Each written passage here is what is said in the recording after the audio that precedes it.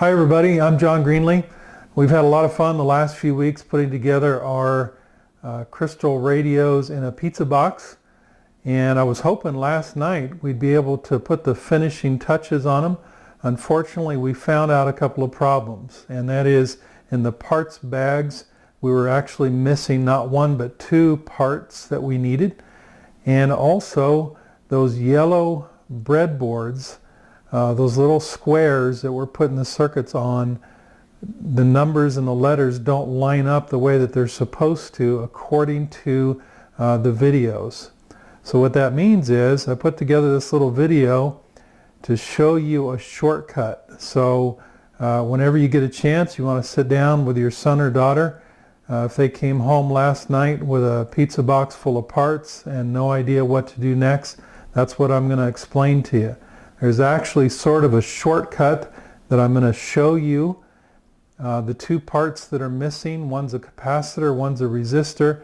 You don't actually need them in order for this to work.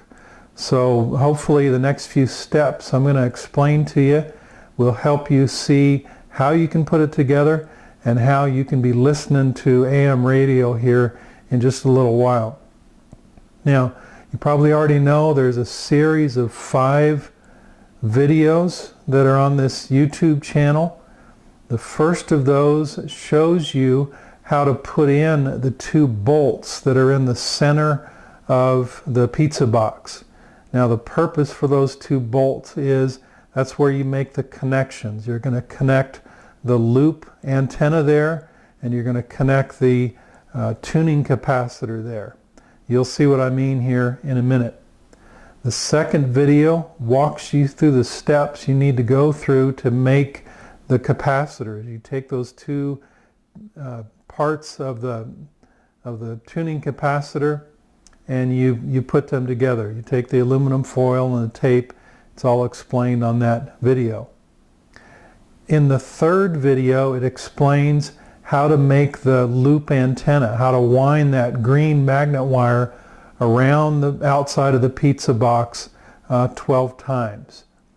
And the 2 leads, when they come back inside the pizza box, those also get attached to the bolts. That's the first 3 videos, and pretty much everybody got through those steps already. If they came in late or they missed a couple of Sundays, then you can watch those videos and see exactly how to do it. But I'm going to assume that what you've got is you got wire wrapped around your pizza box, you got 2 tuning capacitors there in the middle made out of cardboard and aluminum foil, and now I'm going to show you a shortcut on how to wire up the rest of the circuit and how it's also going to actually work better than the one that's explained in the videos.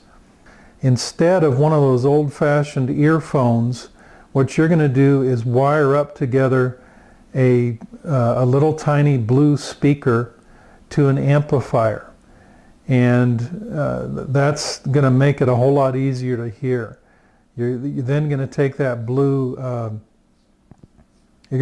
blue speaker and you're going to attach that to a cone. It makes it even easier to listen to the station. So if you're ready, let's go ahead and get started. I will say any of those parts that you still need in order to make your pizza box crystal radio, I will have those available. I'll be in my office throughout the week. You can get them from me directly. I also will have them available in the classroom this coming Sunday at 4:30. So hopefully that'll let you know what to do from this point on. Let's go ahead and get started. Okay, the first step is we're going to plug in that 4-wire connector. In a sense, we're putting the circuit together backwards. We're actually starting with the output and we're going to work our way back to the input. The very first thing you want to put into your circuit board is this 4-wire connector. The red wire is going to be on your right. The black wire is going to be on your left. Now, in the very row right up above that 4-wire connector, I've attached the battery connector. Doesn't matter which row you use, just make sure that the black wire corresponds to the black wire and the red wire corresponds to the red wire. And now in the next row up above that, you can add the 2 jumper wires. Okay, so the main thing to notice here, we've got the 4-pin connector at the very bottom right-hand corner, red on the right, black on the left. In the row above it, red corresponds to red, black corresponds to black. It's very important you get that right, because otherwise you're going to burn up your amplifier. And then in a row above it, it can be 1 or 2 rows above. If you need to give yourself some room, then go ahead and go a couple of rows above. But the main thing is those 2 jumper wires. Here we've got a blue one and a brown one. The 2 jumper wires are connected right next to each other. And what they do is correspond to the 2 middle wires in that 4-wire connector. That's going to be where the input to the amplifier goes from our diode. And that's what we're going to connect next. Okay, now we've put in the diode.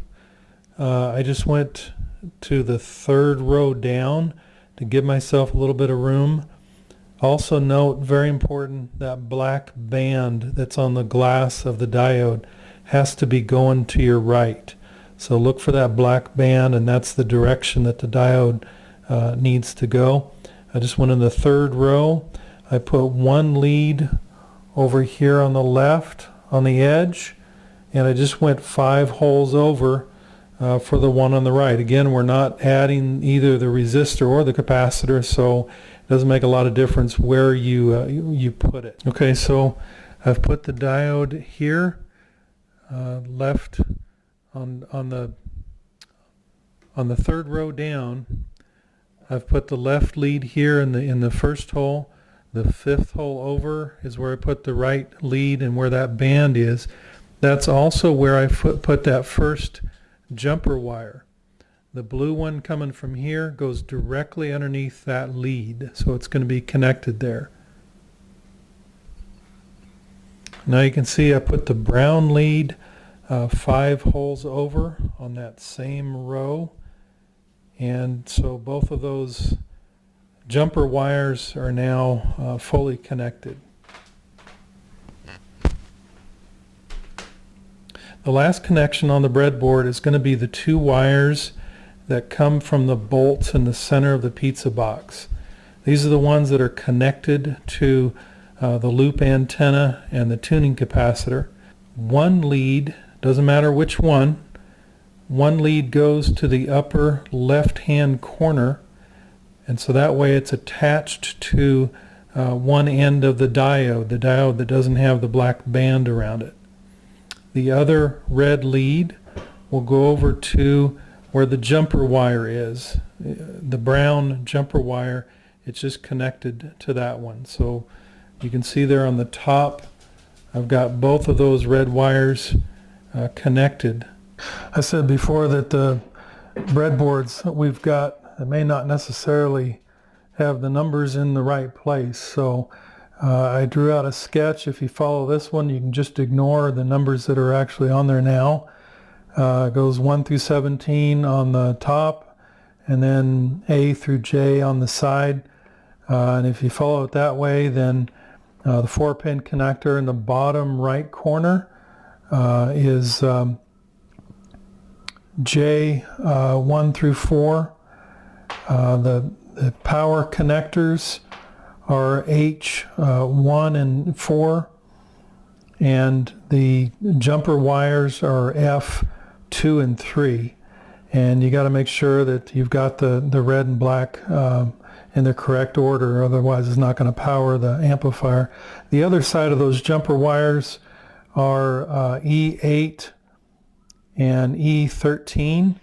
And then, as we just saw, the diode goes one end in C17, the other end C13. Make sure the black band is on the C13 side.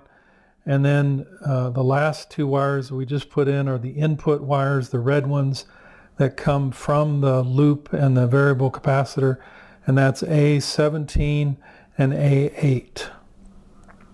And here you can see a list of those connections, might make it easier.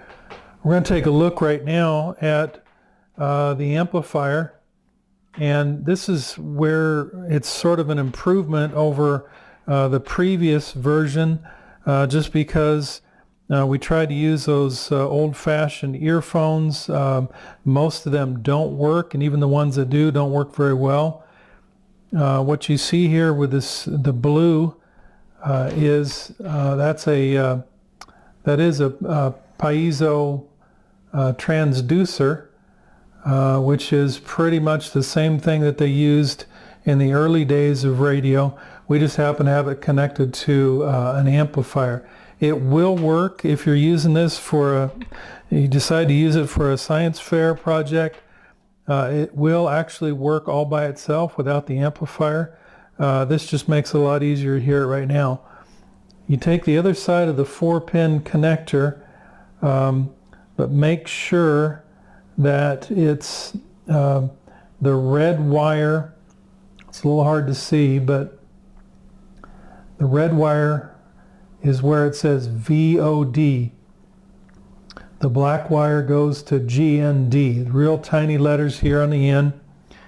You know that you got it correct if the red light comes on. The black wire is for ground, red wire is for the positive battery voltage here.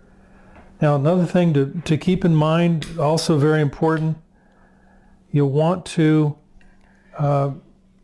adjust this. This is the volume control, and you can see you can turn it up, you can turn it mid-range, you can turn it all the way down. If it's turned all the way down, of course, you're not going to be able to hear anything. So if you don't have a signal there, that'd be the first thing to check, is make sure you got the volume control adjusted. And if this hasn't already been connected, now is the right time to take a tiny Phillips head screwdriver and put those 2 wires in to the end. That's the output. And there you have it. It's wired up, it's ready to go. At this point, the reason why we waited on the red wires, the input wires, for last is because it's a lot easier to go ahead and install that, to take the tape off the back and be able to place that inside the pizza box and then attach the wires. It's a little easier to do it that way. But there you go. It's wired up, and as you heard, it's working.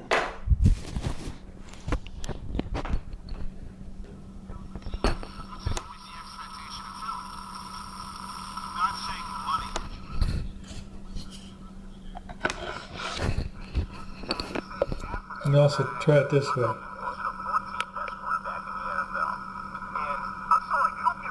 So there you have it. There's the shortcuts, how to get that radio working.